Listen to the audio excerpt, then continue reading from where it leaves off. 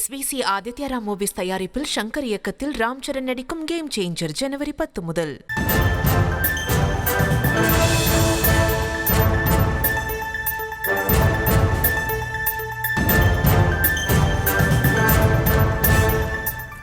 அண்மை செய்தியாக பார்த்து வருகிறோம்.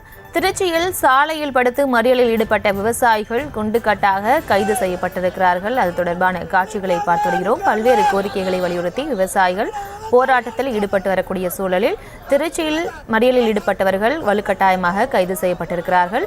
மேலும் விவரங்களோடு இணைகிறார் செய்தியாளர் கதிரவன். வணக்கம், விவரங்களை வழங்கலாம்.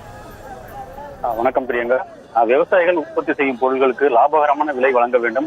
கார்பரேட் கம்பெனிகளுக்கு கடன் தள்ளுபடி செய்யும் மத்திய அரசு விவசாயிகளின் வங்கி கடனை தள்ளுபடி செய்ய மறுக்கிறது. அதனை கண்டித்தும் விவசாயிகளுக்கு வழங்கப்படும் இலவச மின்சாரத்தை நிறுத்தக்கூடாது, விவசாயிகள் உற்பத்தி செய்யும் பொருட்களை விற்பனை செய்ய கிராமங்கள் தோறும் விற்பனை மையங்கள் அமைக்க வேண்டும் உள்ளிட்ட பல்வேறு கோரிக்கைகளை வலியுறுத்தி டெல்லியில் விவசாயிகள் தொடர் போராட்டத்தில் ஈடுபட்டு வேண்டும். அந்த விவசாயிகளின் கோரிக்கை மத்திய அரசு நிறைவேற்ற வேண்டும். டெல்லியில் போராடும் விவசாயிகளுக்கு எதிராக தாக்குதலில் ஈடுபடக்கூடாது உள்ளிட்ட கோரிக்கைகளை வலியுறுத்தி தமிழகம் முழுவதும் இன்று விவசாயிகள் போராட்டத்தில் ஈடுபட்டு வருகிறார். இதன் ஒரு பகுதியாக தேசிய தென்னிந்திய நதிகளை இணைப்பு விவசாய சங்க தலைவர் ஐயாக்கண்ணு தலைமையில் திருச்சி ஜங்ஷன் ரயில் நிலையத்தில் மறியல் போராட்டத்தில் ஈடுபட்டனர். ரயில் மறிக்க சென்றனர். அப்புறம் அவர்களை மறித்ததால் இரும்பு பேரிகார்டை போட்டு மறுத்தனர். இதனால் அந்த பகுதியில் 1 மணி நேரத்திற்கு மேலாக தர்ணா போராட்டத்தில் ஈடுபட்டனர். அவர்களுடன் காவல்துறை பேச்சுவார்த்தை நடத்தினர். ஆனால் பேச்சுவார்த்தை உடன்பாடு ஏற்படாதால் அவர்கள் சாலையில் படுத்து போராட்டத்தில் ஈடுபட்டனர். அவர்கள் குண்டுகட்டாக தூக்கி தற்போது அவர்களை கைது செய்தனர். இதனால் அப்போது சிறிது நேரம் பரபரப்பு ஏற்பட்டது.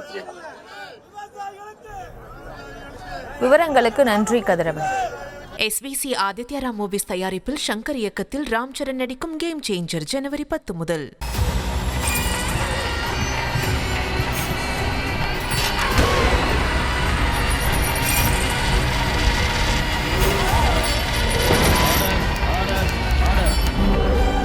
நிகழ்தகவு குற்றங்களின் மறுபரிமாணம் நாள்தோறும் இரவு 10 மணிக்கு இணைந்திருங்கள் நமது நியூஸ் தமிழ் தொலைக்காட்சியோடு.